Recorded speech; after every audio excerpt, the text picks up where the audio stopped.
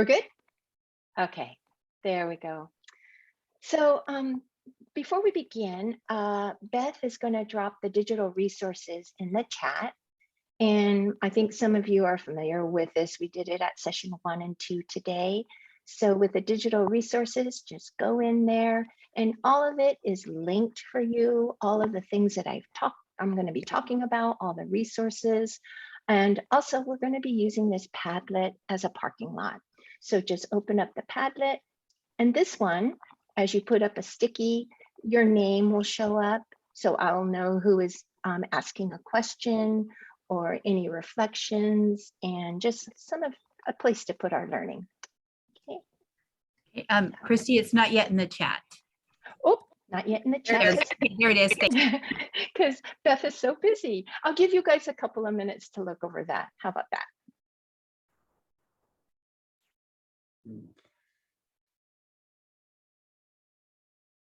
All right. And there's that Padlet again too. Okay. All right. Thumbs up. Can I go on? Yay. All right, let's begin. So whether you attended part 1, orthographic mapping, back in November 1st, that PD that we did, or if you're new, I'm just delighted that we're going to spend some more time together today exploring. And every time I come to stuff like this, I just love this idea of a fresh look, right? As we gather today, I know we're all in different places along that science of reading journey, but wherever your unique starting point is, just take it all in today. Use what applies to you, learn something new, expand your knowledge base. And if you already know a lot, that's awesome. That's great affirmation. And also a gentle nudge for you to just take the baton and run with it and share your knowledge with your colleagues and with others. And what's exciting to me is that we're constantly, continuously learning, growing, exploring, so we can be the best practitioners of reading instruction. We know that every student deserves an expert reading teacher. So our learning goals for this session, we're going to review 5 essential reading components and the simple view of reading. We're going to unravel that upper strand of Scarborough's rote, and we're going to understand the sub-skills of language comprehension, and then hopefully we'll be able to have a lot of time to translate that research into classroom practice. Now, I will admit I am a teacher word nerd, and I really enjoy studying that cognitive research on the science of reading. So I hope that I will be an adequate translator and a facilitator to bridge that gap between the reading research and the classroom practice. But what I know for sure is that after tweaking my practice, I can attest to its efficacy. So let's go ahead and dig right in. All right, you guys, before we get started, I always like to start our time together with humor, with a little chuckle. So I want to share this gem that I found just recently from the New Yorker. Now, I got to activate your prior knowledge. So let me share this bulletin board right there that I hung up in the cafeteria. And that's to entertain the kiddos while they're waiting in the lunch line. So what they have to do is they guess the book title by reading the emojis. For instance, I pulled out number 11. You know, it says prohibited, bird, maybe pigeon, bus. So you get it. Don't let the pigeon drive the bus. All right, you guys ready?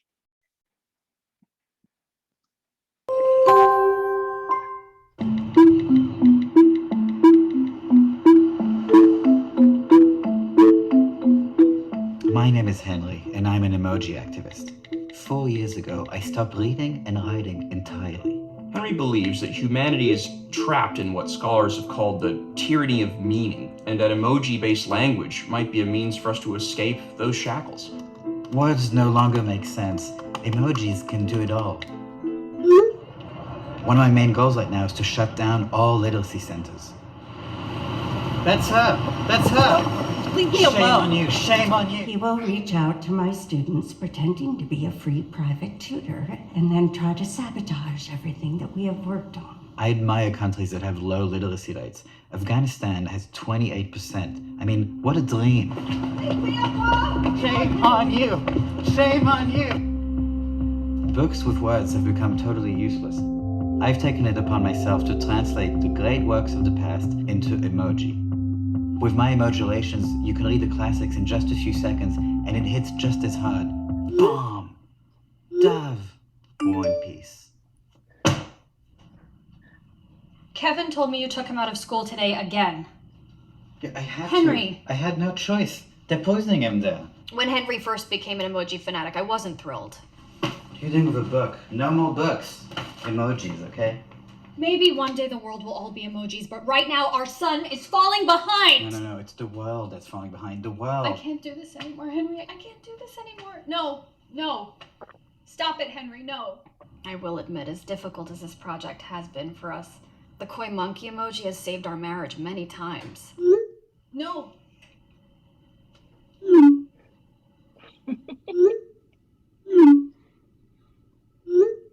Words, they fall short, but the monkey emoji expresses who I am and how I feel. You see, that's the danger of emojis right there. They seem cute and fun on the surface, but they insidiously modify our behavior over time, until you find yourself suddenly just turning into a monster.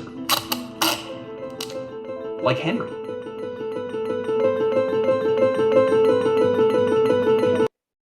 Thank you for watching that with me. I just got a real chuckle out of it. So if Henry the emoji activist is anywhere successful, I think we'd all be out of a job, right?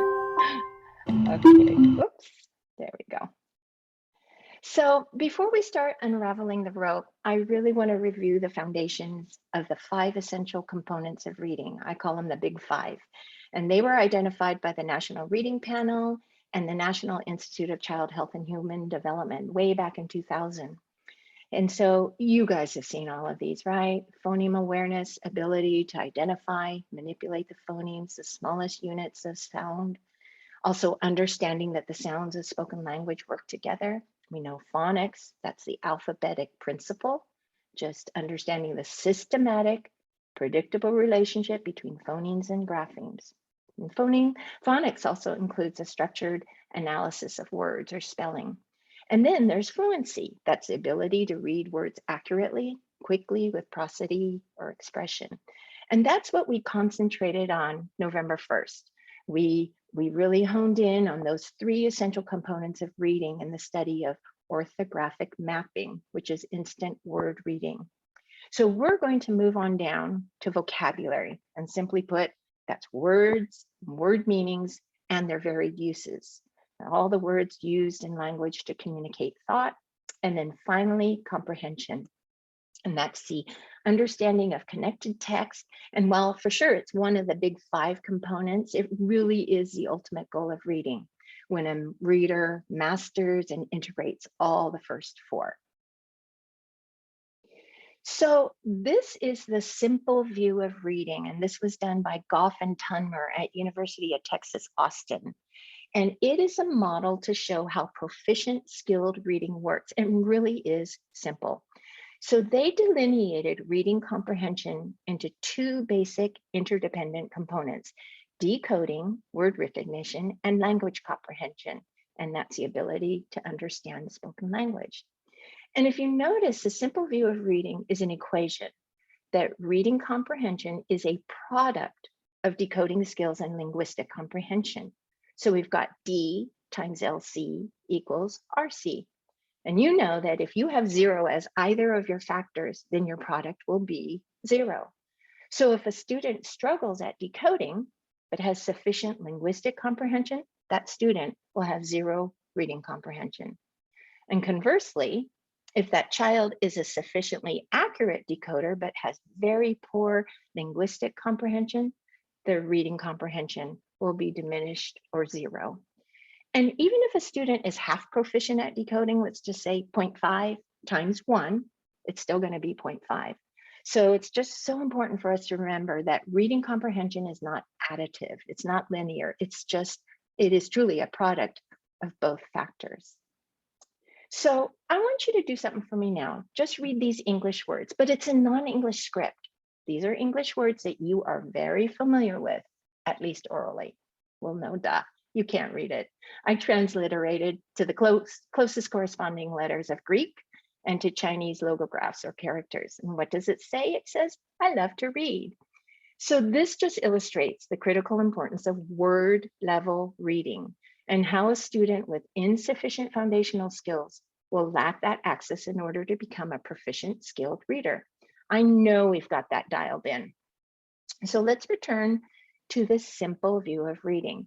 And what I want to do now is map those big five on top of this theoretical model, because those two really work to support Scarborough's rope. So we've got phonemic awareness and phonics, and those are components of decoding. And proficient decoding leads to fluency. And we know that fluency really straddles both decoding and language comprehension, because as they're becoming more competent decoders, that fluency frees up that cognitive space to concentrate on the language comprehension skills, okay? Then we know vocabulary feeds into language comprehension as well, and that facilitates reading comprehension. And we know that's a component of the big five, as well as the outcome, our end goal of reading. So the simple view of reading and this big five are really helpful ways to understand the basics, but we know as reading teachers that it's so much more complicated than that. So Hollis Scarborough, she's an educational psychologist. She was simultaneously developing a slightly more nuanced view, and it was totally independent of the simple view of reading. And that led to the development of Scarborough's reading rope. This was more than 20 years ago. And Scarborough, she was originally using these pipe cleaners with labels on them to illustrate the intertwining components when she was doing workshops for parents and teachers. And then she later drew it into this original drawing, and it's famously known as Figure 1, and it just teases apart the rope. And it was just pure coincidence that Scarborough's research independently meshed so perfectly with Tunmer and Goff's simple view of reading. So if you see on her lower strand, she has word recognition. Well, that's their decoding. And up on the top strand, it's language comprehension. And what do we get? We get reading comprehension. It is such an elegant visual metaphor to explain the complexity of reading. And it's so important because I know it gives us a blueprint for reading instruction. And then later on, Scarborough added another factor, which is the time continuum, because of course, skilled reading occurs over time with explicit instruction. I'm going to move away from the official black and white Figure 1 to this multicolored model that I borrowed from a dyslexia website. And I know you guys, even though it seems really simple and straightforward, it is so profound. And that's why I want to be really thorough and stress these critical pieces of systematic reading instruction. And now I'm going to map the big five upon Scarborough's reading rope. So we can overlay phoneme awareness and phonics on the word recognition rope. And we addressed all of this in November in part 1. We learned how phoneme awareness, phonics, fluency facilitate orthographic mapping. And so orthographic mapping here would belong right down there in the lower strand of the rope. And that's whereby the students become increasingly automatic at decoding at the word level. And so what do they get? They get fluency. And I know we put a great deal of emphasis on the lower strands of Scarborough's rope. And that's certainly true in the early grades with the foundational skills for teaching orthographic mapping. But I've been talking to a lot of 3rd and 5th grade teachers, and they've really had to reteach that decoding strand of the rope due to all the learning loss of the pandemic. I see all you upper grade teachers nodding emphatically, right? So many of our upper grade students were unable to secure that critical foundation of automatic word reading over Zoom. But today, our focus is moving to the top of the rope. So I want to overlay vocabulary and comprehension, because we can't wait until they're proficient with word recognition before allowing them the access to text that develops their language at academic levels. So to enable them to become increasingly strategic, we focus on these upper subskills to enhance their language capabilities. All right, time for a poll.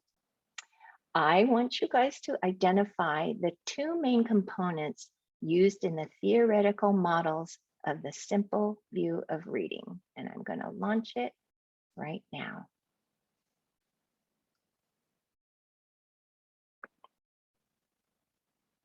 Oh, you guys are such good listeners. All right.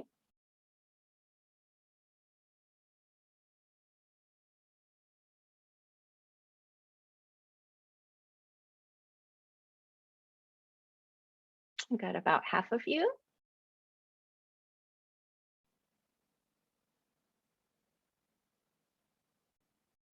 What are the two components of the theoretical models that we just talked about?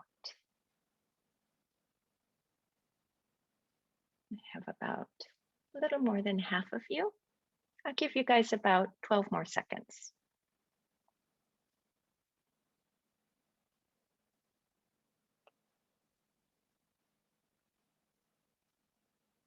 All right, I'm going to end the poll and then I'm going to share the results. You guys did really great. Yes, it is decoding and language comprehension. Okay. You know, all of those skills are certainly important, that's for sure, right? And they're all important sub-skills, but it is decoding and language comprehension that forms those theoretical models of reading. So what I want to do right now is I want to take that top rope strand and I want to separate it into the 5 separate strands. And so I've inserted figure 1 here for reference. And this is from the work of Nancy Hennessy in the Reading Comprehension Blueprint. I strongly encourage every school to buy one, or if you can buy your own, that's awesome. So let's take it apart. Let's tease it apart. The first one is background knowledge, and that's at that top of the rope. You know that. It's a storehouse of facts, concepts, their experiences, and they're very specific to the situations that are presented in the text. You activate the prior knowledge. Next comes vocabulary knowledge, the words, the meanings of the words in general, but also the breadth, the depth, the words we know well, and the precision of the word meanings used to communicate thought. And this vocabulary is so important because it links and networks the word meanings to our broader background knowledge. Third, and we'll be talking about this, is the language structures. The sentence comprehension, the use of syntax in the language system, that's word order, and semantics, knowledge of words, phrases, and sentences to convey idea units.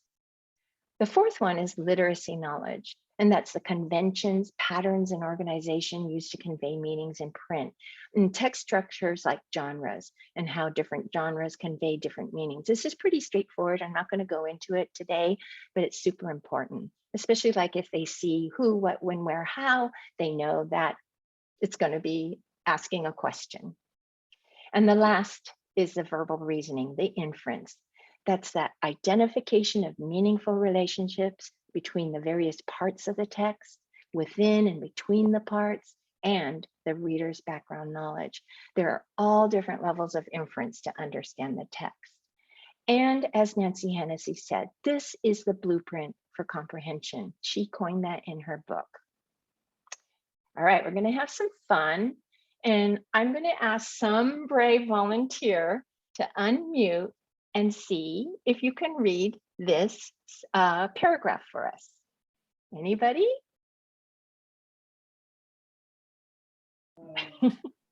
I'll give it a try. Oh, you're so sweet. Thank you, bestie. The snables snables tramped the mengs to the dwip. The dwip fropped. The mengs clammed a sib oogle. The snables gicked and gicked. Oh, Mr. Tan, that was amazing. Thank you so much. You're welcome. All right, let's answer some simple questions, some comprehension questions. Okay, you guys, what did the Snables do to the Mangs? Tramped. They Yep, trampled the Dwip. thank you. The Snables tramped the Mangs. Hey, what happened to the Dwip? It dropped. Drop. Thank you, the Dwip dropped. Hey, what kind of boogle did the Mangs clam? A sib. And what did the Snables eventually do? Yicked and Yicked yicked. and yicked. You And guys dig. are awesome. You got 100% right. Okay, but did you understand what you read? And would you understand it any better if I read it aloud to you? No, No. right? So you lack the oral vocabulary and the background knowledge. You have an understanding of the basic grammar, and that's all you needed to answer the questions. You don't have a problem at all with decoding, but you have no linguistic knowledge. So you had 0 comprehension.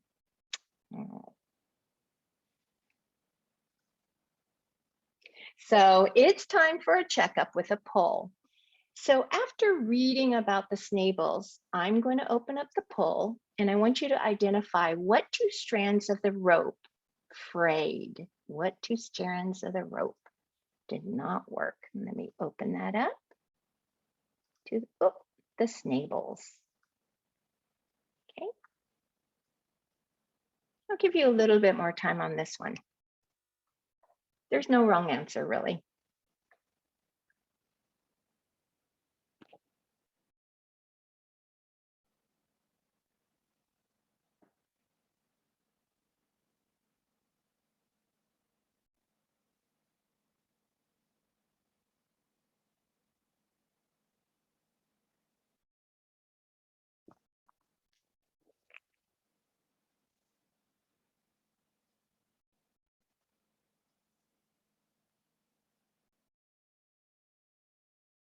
We got about 3/4 of us. I'll give it about 10 more seconds.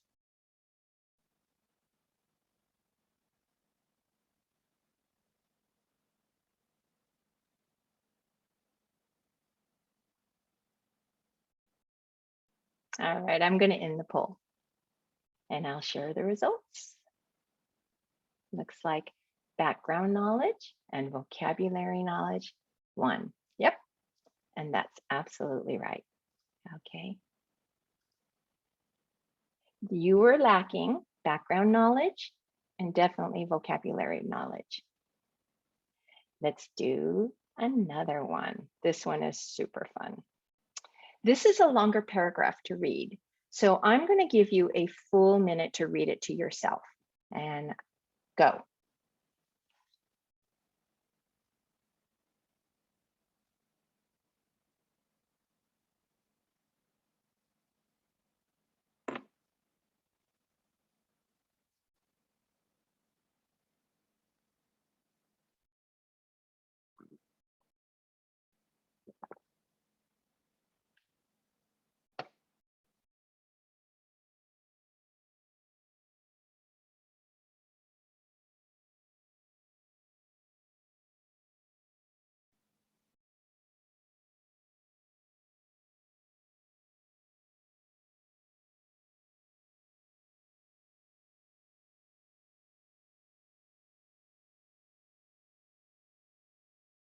About 20 more seconds.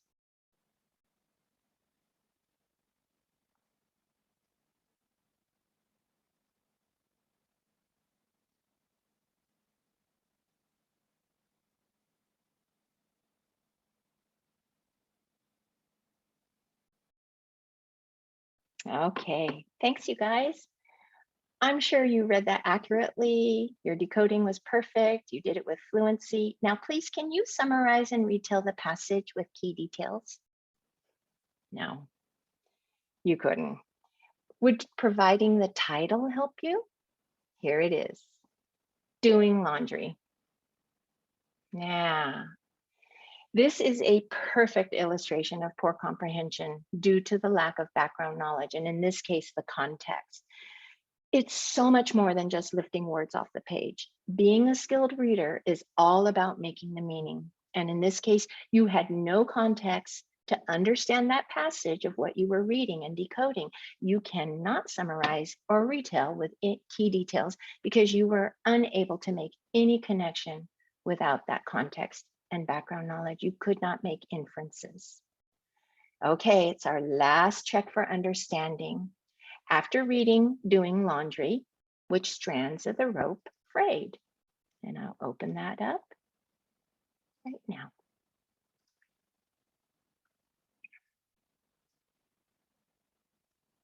I'll give you a hint. There could be 3, but most definitely 2.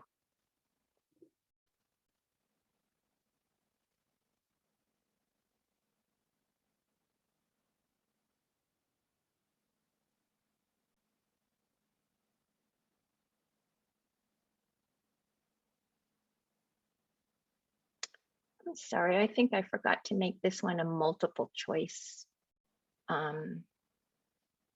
poll. My bad.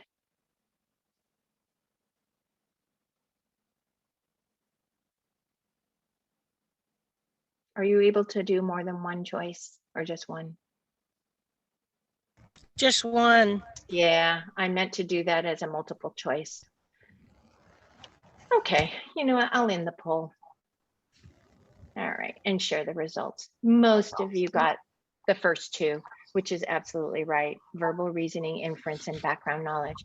And I had said that it could have been a third one too. And I was thinking about it in the context of a child that doesn't have a lot of syntax or language. So I was thinking of language structure, because imagine you're a kid that has no understanding. It's very underdeveloped. So using the semantics to tie together the background knowledge and verbal reasoning, that could be a really critical strand that would fray for these kids. And so background knowledge for sure, and verbal reasoning. So these 2 examples really underscore how a weakness in one strand disrupts reading comprehension, but weaknesses in several strands can disrupt reading even more. It's the severity of the fraying that matters. So I like this grid format, and we can use the weak to strong along this horizontal axis and weak to strong along this vertical axis, and then add decoding and language to the quadrants. So look at the superstar, the green quadrant 1. This is your on-level reader, strong language, strong decoding. Your blue quadrant 2 is strong language, but weak decoder. So what do? My intervention is to step up the phoneme awareness, phonics decoding, and this is a quadrant where many dyslexic children lie. Quadrant 3, strong decoder, but weak language. And I always think of my super decoders. Those are those hyperlexic kids, like kindergartners who are 4 and they're reading at level J and K, but they just don't have that language and vocabulary and background knowledge to comprehend. So what would I do with these kids? Provide more oral language support, vocabulary development, and background knowledge, and also time for them to grow up. But this quadrant 4, this pink area, those are weak in all areas. And these are the ones that I know I lose sleep over at night, but we want to provide all the interventions to address these children's needs and keep a really close watch on them with a lot of frequent progress monitoring. So that's how the theoretical models give us a blueprint for instruction. So let's think back to that laundry example again. And do you remember all that ambiguity that you had? And then it was completely resolved and you felt the meaning just flood through your brain center when I told you the title? Your background knowledge just coursed through your brain's meaning center and it just became all crystal clear. That's what it did for me. And you were able to construct that mental model by integrating your background knowledge, your experience, and your vocabulary. And this is all rooted in this brain science. So this is a really good time for us to refresh and ground our study with the brain science and the evidence that we see here from Mark Seidenberg in this brilliant work, Language at the Speed of Sight. He said, we read with our eyes, but the starting point for reading is speech. I'm obviously not a neuroscientist, but I love the information from Stanislas Dehaene's book, Reading in the Brain. And you may recall from November 1st PD, the 4-part processing areas of the brain circuitry that we need to read efficiently. So from the frontal lobe of the brain, that includes the Broca's area, this part here processes sound in spoken language. And then those neurons connect to the brain's letterbox. And that's the orthographic processor that's in the left occipitotemporal lobe in the back. This area is where the words are stored for automatic sight word recognition, and we studied that. But the critical pathway between those two is this part up here in the angular gyrus, the phonological assembly connector that's in the parietal region. And this is a system that enables that neural pathway that connects the two other systems, and to successfully read and store words for automatic word recognition. And I don't know if you remember, but I told you in Dehaene's studies, he used the functional MRI pictures of dyslexic patients of all ages, and they were reading, and it was this sound symbol connector that didn't activate when they attempted to read words. In contrast, the non-dyslexic readers, their sound symbol connectors lit up like a LA freeway at night. And then finally, the 4th area of the brain that we're really going to be focusing on today is the part that's responsible for language comprehension. And that's the semantic area, the meaning processor. And that's in the anterior temporal lobe region right in front of the ear. And that includes the Wernicke's area. And I just love the brain science because it informs and it justifies our practice. So we know from the research that human brain is hardwired for spoken language since birth. And reading, writing, which have only been invented 5,000 years ago, are built upon spoken language. And 5,000 years has not allowed enough evolutionary time for the human brain to hardwire that reading and writing. So we need to strengthen what literacy is built upon, and that's oral language and talk. This quote by James Britton, he's a late prominent British linguist, he wrote this about reading and writing. Talk is a sea upon which all else floats. Or in other words, reading and writing float on a sea of talk. To be a proficient reader, you need to be a skilled talker. And furthermore, Scarborough underscored that even if all the letter strings are correctly decoded, there is no comprehension if the student, 1, doesn't know the word in spoken form, 2, cannot parse and understand the syntactic, semantic relationships among words, and 3, lacks a critical background knowledge of inferential skills. And she says, reading comprehension deficits are essentially oral language limitations. So how do we create that sea of talk in the classroom? We have to let them have meaningful conversations. I tell you, I love this book, the Nancy Hennessy Blueprint book. And she said in here that vocabulary is caught and taught. Vocabulary is caught every moment, every day. They listen to words, they have conversations, listen to media, and through what Hennessy calls incidental, on-purpose experiences, we raise their word consciousness through teacher-student talk, point of contact teaching, and through shared and independent reading. And then vocabulary is also taught through our intentional instruction and independent word learning strategies, like teaching them to use a dictionary, using context clues, understanding root and base words and affixes with morpheme analysis. And especially for our ELs, just teaching them the knowledge of cognates. Elefante is elephant.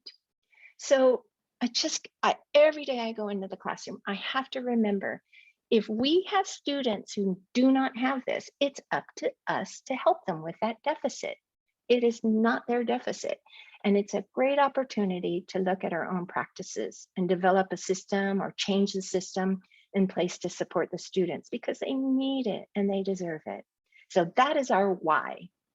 But how do we translate our why into practice with the how and the what?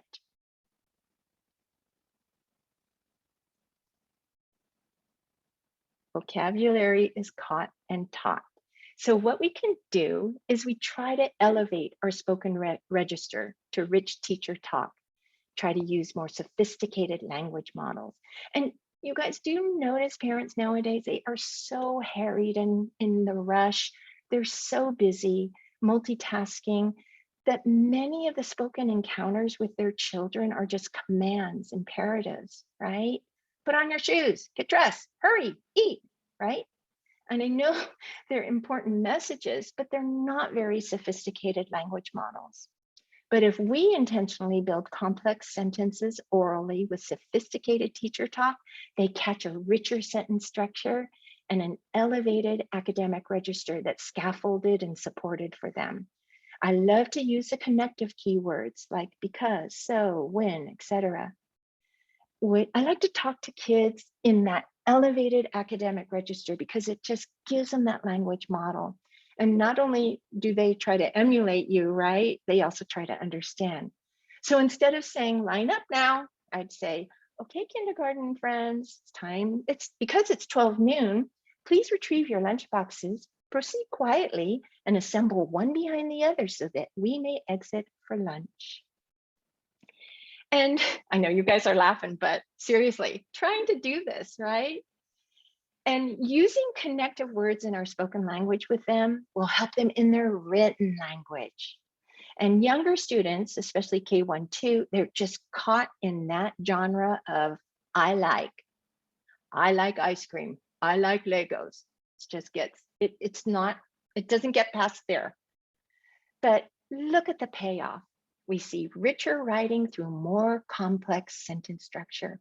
This child wrote, in the darkness of the forest, a gentle wolf howled at the moon. In the darkness of the forest, a gentle wolf howled at the moon. Yeah, that's beautiful. And do you think she's read The Very Hungry Caterpillar a few times? In the light of the moon, a little egg lay on a leaf. Yes, that rich prose and sophisticated language structure really served as a model. So we need to support them with the vocabulary development routines. And this list is by no means exhaustive, but I just want to highlight a few. We're all familiar with GLAD strategies and academic vocabulary toolkit with Dr. Kate Kinsella. I know so many teachers in our district are well trained in this. So seek out your colleagues that know this stuff. Just glean all that you can from them, learn from them. I also want to recommend Anita Archer's explicit vocabulary instruction routines. Just watch her videos on the website, and I have a link to that in the digital resources. It is so much fun and inspiring to watch such a masterful teacher doing her stuff. This Joan Sedita, she has this fabulous website called Keys to Literacy. Lots of resources for upper elementary teachers. And she's also on a campaign to create a writing rope to complement Scarborough's reading rope. And then last is Isabel Beck's Bringing Words to Life. I just love her stuff. She is the one responsible for the 3-tiered vocabulary model. But in a nutshell, all of these explicit instructional routines help them construct definitions, analyze the word structure, explore the word relationships. And this is so critical because so many of our students do not enter school from language-rich environments. And we can all agree that so many children suffer from the pervasive use of digital screen media, and that always supplants language-rich activities with rich dialogue. I know you guys are probably the same. I have had such stilted, difficult discussions with kids who don't understand that give and take, that reciprocity of a sustained conversation, right? And we need to regain some lost ground of their language development due to excessive screen time and pandemic learning loss.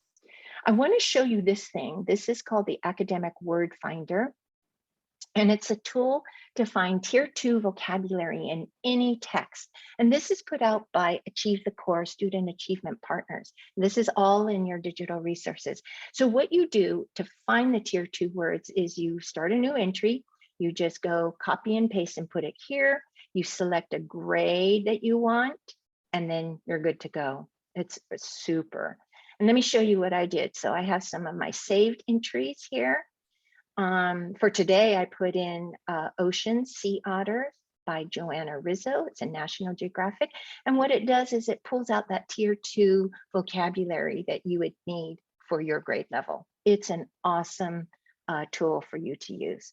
And again, linked in the digital resources. Okay, so let's continue with the vocabulary strand. And I want to highlight the 3-tiered vocabulary model by Isabel Beck. And she does the bringing words to life, robust vocabulary instruction. So tier 1, I know you guys know this, common everyday words, car, play, house, family. Tier 2 is academic vocabulary that we use across all content areas. Analyze, predict, summarize. And then tier 3, subject-specific terms like isotope, tectonic plates, mitosis. And what might be tier 3 words for kindergartner, first, second, it might be basic vocabulary for a 4th or 5th grader. And I took this paragraph from the chapter about sea otters, and I focused on the words that would have the highest utility for academic language for that content area. So just focus on the selected words, help them examine how they work at the sentence level, and pay close attention to the words and phrases. And you know, when these weighty words and the core content are tightly interwoven, their knowledge just builds with this in-depth focus and coherence. It's so amazing to watch. Simple routines, although they're simple, they still demand that we as teachers develop the definition and the contextual examples. And we also know the importance of expressing the meanings in language that they understand. This is right out of the Reading Comprehension Blueprint. And Hennessy provides these word meaning maps for nouns and adjectives. So simple, right?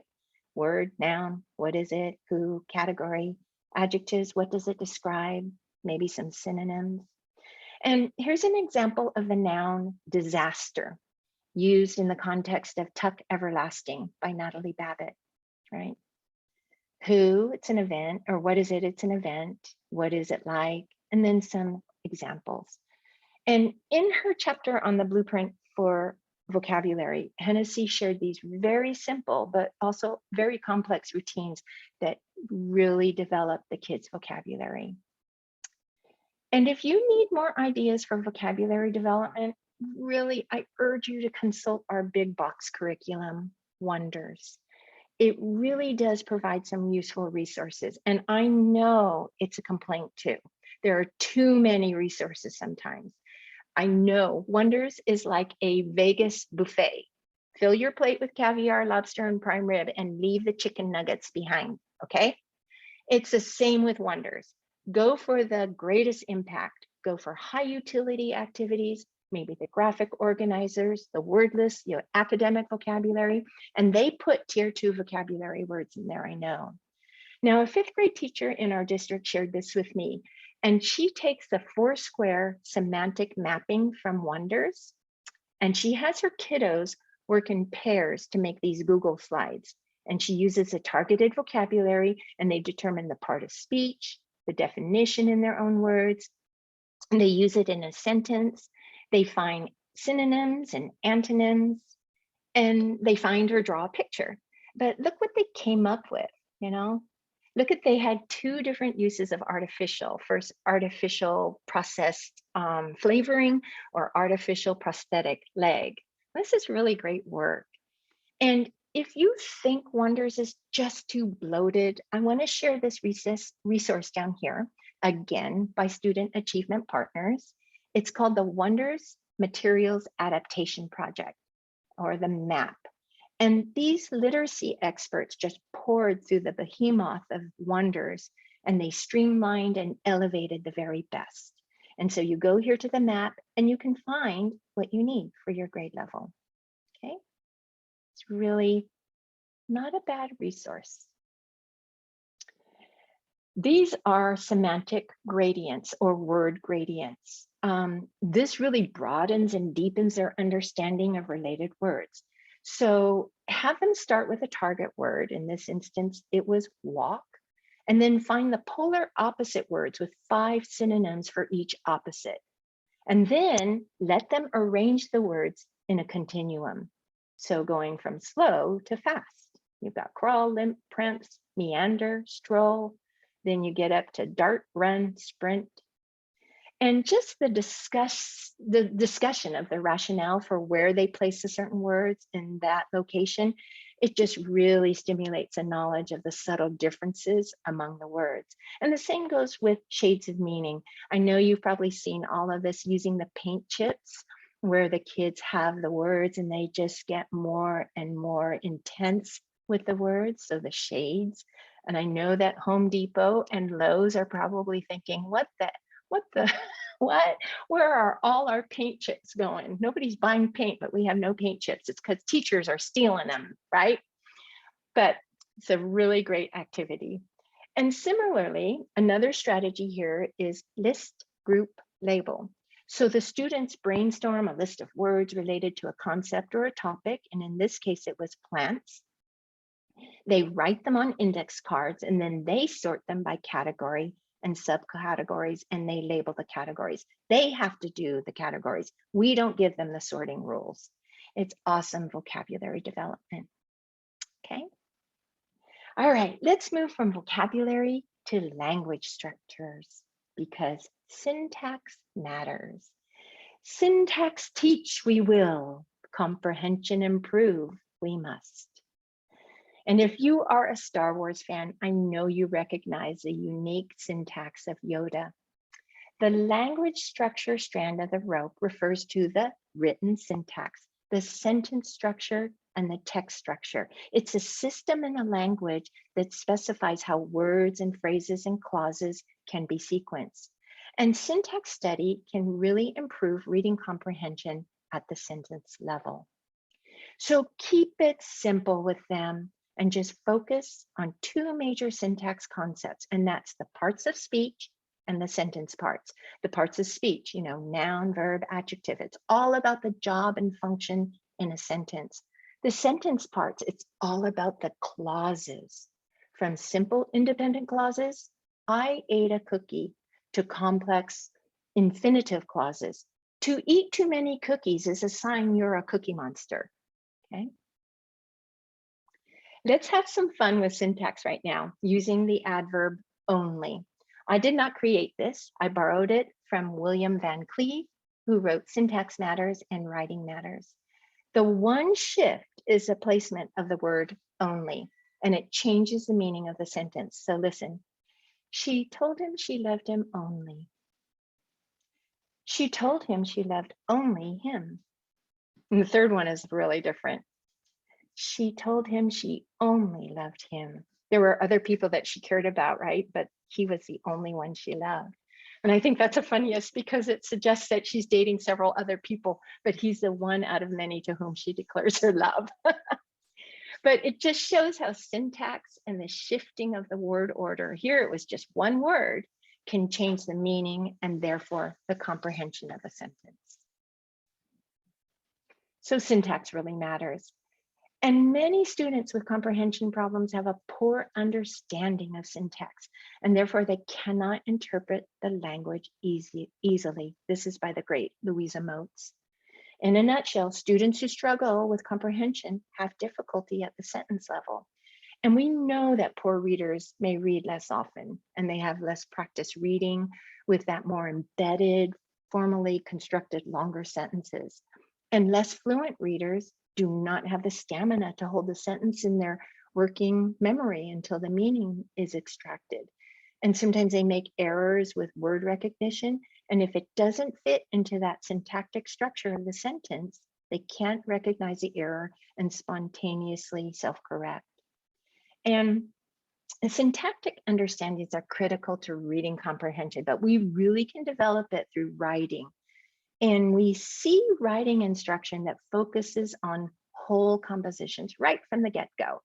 And oftentimes when we do that, we're missing this important step in teaching kids to develop well-constructed sentences, because we know the sentences are the worker bees of the text. They're the bones of all the writing, especially for our beginning writers. Remember, I like genre, I like ice cream, I like Legos. So how do we do that? Let's focus on the sentences. And we're going to look at a couple of strategies to build sense. What kind of sentences should we focus on? Juicy sentences. The juicy sentence strategies were developed by Dr. Lily Wong Fillmore. She's a renowned linguist from Cal Berkeley, and she created them to specifically address the needs of ELs and their access to complex text. But what we know is this helps all kids. So Wong Fillmore, with her husband, Dr. Charles Fillmore, did this seminal research highlighting the effect of the misguided yet well-intentioned practice of giving students, especially ELs, watered down, less complex text. And when they talked about text complexity, they asked, what does it mean for these kids when they're only given these simple sentences with subject, predicate, independent clauses? Well, they miss out on that academic language as well as the important content knowledge across the curriculum, math, science, social studies, and we still can deliver content knowledge via well-constructed complex text to teach them that academic register with juicy sentences. So in this example, the students are deconstructing the paragraph to understand at the sentence level. They're finding the who and the do, and the what, how, when, where, why. And juicy sentence strategies really allow teachers to help students deconstruct sentences, really calling attention to those phrases and those hard clauses in the paragraphs, and asking them to consider how each part contributes to the meaning and the shape of the whole. And equally important is for them to see how to put everything back together again, to reconstruct what they've deconstructed. And do you notice the different colors that they used here to indicate the parts they identified as they divided it up for discussion? And during the discussion, oops, unfortunately, I could hear Garrett and that's okay. Please mute. Thank you. During the discussion, they wrote down the ideas they extracted from each chunk in the same color that they used in the chart. And this way the children can map the information they identified in the sentence way back to the original phrases and clauses. It goes from complex text to complex thinking about the content. It's really beautiful. I just want to share some pictures of kindergartners doing juicy sentences. First, by immersing them in all the different genres about ladybugs, observing ladybugs that we've brought in from the garden center. They write their observations or questions they might have. And then after we deconstructed the juicy sentences from the mentor text, they enjoy reconstructing the sentence strips into order. It's so memorable and fun for them. And there's so much content and vocabulary knowledge. And not to mention the additional layer of the connections via visual art. Displays of art paired with their reconstructed writing. I love this kid down here. He does the text feature of yellow, all in yellow. So another sentence strategy are sentence anagrams. And again, these might be strategies that you're familiar with. So that's a great affirmation for a practice that you hold dear. But sentence anagrams are, you ask a question that the sentence anagram, when it's reconstructed, will answer. In this case, how does a sea otter eat food? This is unscaffolded because I'm just giving them the words on cards, break, to, sea, shellfish, etc. And I'm going to pause here just for a couple seconds to give you a moment for you to put these words into a sentence that answers our question.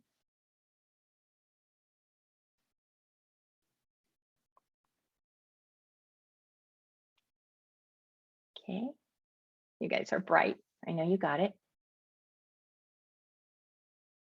What if I gave you something more scaffolded? What if I scaffolded it by giving you a capital F for furry?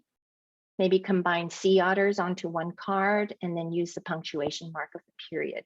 Now, what does that mean for your sentence? Much easier.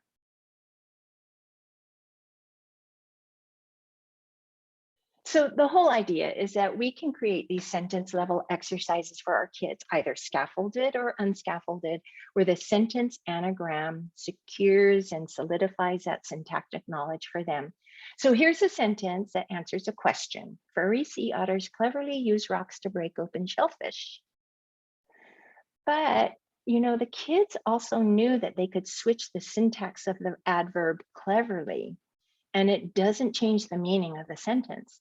Cleverly still describes how sea otters use rocks, no matter the placement of the adverb. That was super learning for these kids. They were very clever when they did that. Another great activity is sentence expansion and elaboration. So what you want to do is create a basic part sentence, simple subject, simple predicate, about something you're reading. And in this case, it's Martin Luther King. All right, who, what happened? Martin Luther King Jr. gave a speech. Can I expand that predicate with him by asking where, when, how? Sure. Martin Luther King Jr. gave a speech in 1963. Then expand the predicate even further by asking to whom, for what, why. In 1963, Martin Luther King Jr. gave a speech to share his dream that all people be treated the same. And then I want to try to expand the subject, the physical part, personality, ownership, and even numbers, something to set the subject apart. So the kids always come up with a peaceful MLK or the brave MLK. Their favorite one is the one and only MLK. So we make the sentence sound just right by substituting or changing the words or the word order, adding more details.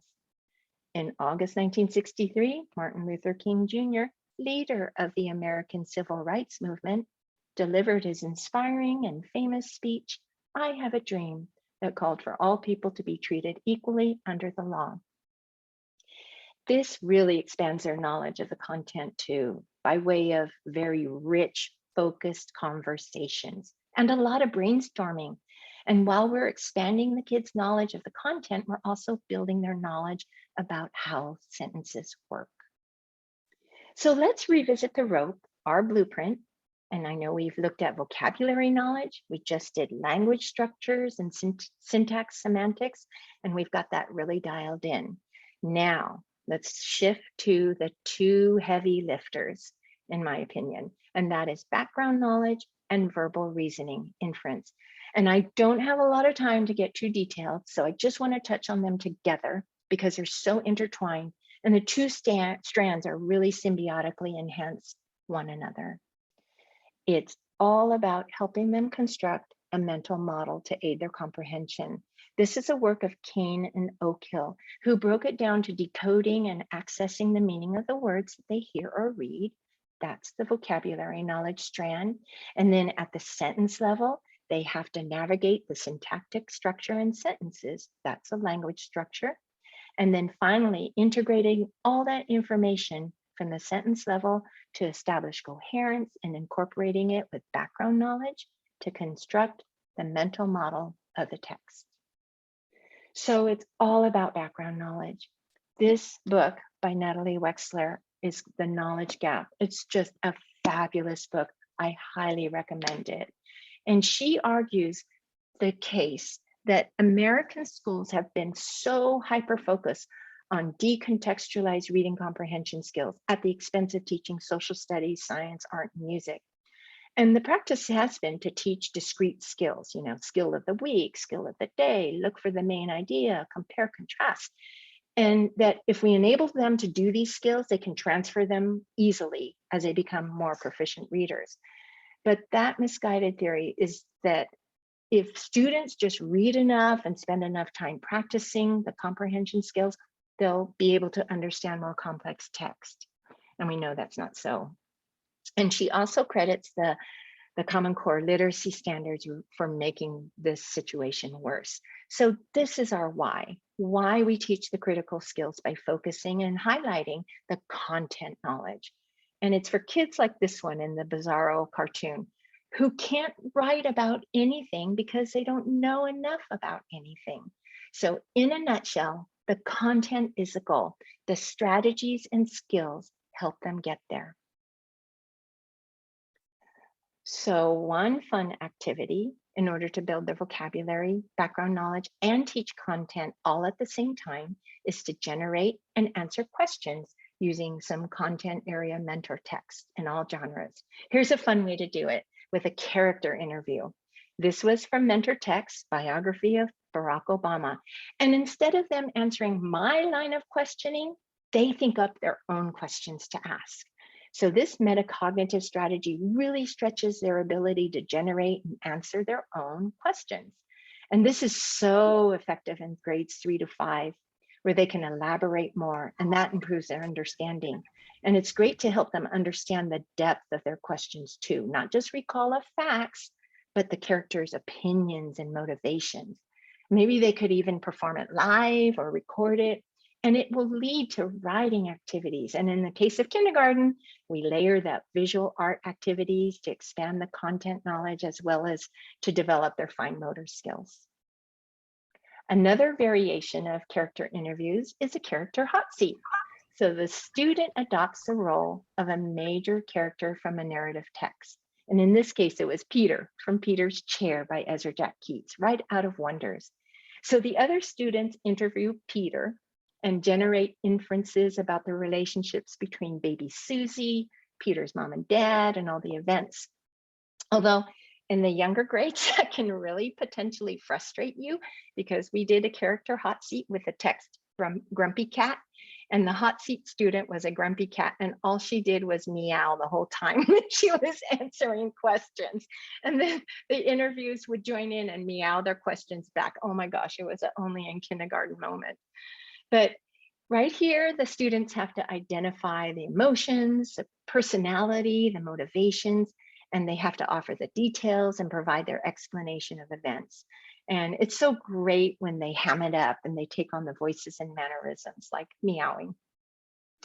Another variation on this theme is to develop questions about the picture and extend it with because, but, so strategies. I know a lot of you guys do that and use graphics for an inspiration. But here to show a picture, graphic, political cartoon, or anything, and have the students generate the questions and the potential answers. And after the students share their questions, make sure to contextualize the picture for them. For example, here they happen to already have some background on the topic because they're studying it. And when you tell them that this garbage is from the Great Pacific Garbage Patch and it's reached the shores of Hawaii, then they can make more inferences. And this is another amazing book called The Writing Revolution by Judith Hochman and Natalie Wexler. And this is a because, but, so strategy. It really expands their sentences and their knowledge. So you give the kids a kernel like humans are responsible for plastic pollution because plastic is a man-made product that will not decompose, or humans are responsible for plastic pollution, but that is changing with worldwide recycling efforts. Humans are responsible for plastic pollution, so we must reduce our dependence on single-use plastics. Such a great activity. It really integrates oral language development, inference making, writing, background knowledge, all at the same time. And it's super effective for little kiddos too. You know, just those basic conjunctions, because, but, so, are so powerful because it really forces the kids to think analytically, and it supports them to construct a more complex sentence, like using a conjunction. And you know, sometimes those open-ended questions without focus, they always go something like this. Boys and girls, why do seeds need light to grow? Because they need light to grow, right? So imagine if we gave them because. Seeds need light to grow because all plants need light to survive. They need light to grow, but they also need air, water, and space. They need light to grow so the seeds can germinate and photosynthesize. That is so much more focused and specific for them than just asking open-ended questions. Now I want to segue to the end goal, the prize. The desired product is that mental model, that constructed comprehension that the reader creates. And if kids acquire and master the subskills of Scarborough's rope, they win that prize. They construct meaning. But as I was doing this research, I learned that the two strands of the rope really work differently. Whereas word recognition and decoding, that automatic part, it's on a continuum where the skills build upon skills systematically and sequentially. But that upper strand is more like electric currents that pulsate. The subskills are not always utilized at the same time, but rather they pulse and they initiate depending on and related to the purpose. So the currents are pulsing and the reader initiates the skill to help form the mental model as they construct meaning. I got these infographics from the bigdippers.org, really great website. And in their blog posts, they said, we often confuse the process and the product. So remember, what is the goal today, boys and girls? The goal should be the content. The goal of this lesson is for students to explore the impact of living things on the ecosystem. The goal is not for students to learn cause and effect. Cause and effect is a skill to help us organize our thinking and understand relationships. So remember, the content is a goal, the strategies and skills help them get there. So remember Cain and Oak Hill about constructing the mental model? It's also a good idea for us to remember the strategies, not necessarily the skills, that support the development of the mental model. I'm just going to touch on summarizing and retelling, and I promise we're almost done. Let's look at strategy of summarizing, and we can model that active thinking about the ideas through our teacher think-alouds and discussions. I love those metacognitive thought bubbles from Wonders. I think they're a great visual to show when you're doing that think aloud. I'm sure many of you use them. This one is for summarizing, and here's another one for visualizing. And then to extend that strategic thinking, like for retelling or finding the main idea, key details, remember to deconstruct the ideas at the sentence level to help them be selective, to help them differentiate between the salient and the unimportant parts, and to make that personal connection, and also, of course, to put it in a logical sequence. Remember, both summarizing strategies and retelling skills begin at the sentence level. I love to make sure they know the transition words for sentence starters. So the agricultural revolution changed people's lives. Specifically, that connective word is so good. Specifically, humans began to farm and plant on their own fields. You can also have them fill in the transition words, right? The earth is getting warmer. What word will go in there? There is less ice for walruses to rest on. Therefore, consequently. So these connective aids really support their students as they get deep into the sentence and as they also might get lost in the complex text. This is that academic register that helps for comprehension. So strategy, summarize, skills, sequence, retell, main idea, and key details. Make sure they know those transition words. For the primary grades, make sure they're comfortable using those transition words. First, next, then, finally. I love to let them practice sequencing skills using picture cards that have to go in order, that tell a story. Give them the transition words so that they know that's their cue to use it.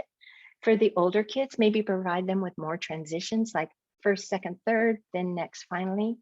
And again, using the sequencing cards from the big box and putting it upon a graphic organizer like the plot summary with beginning, middle, end, using those transition words really aids their skill of retelling.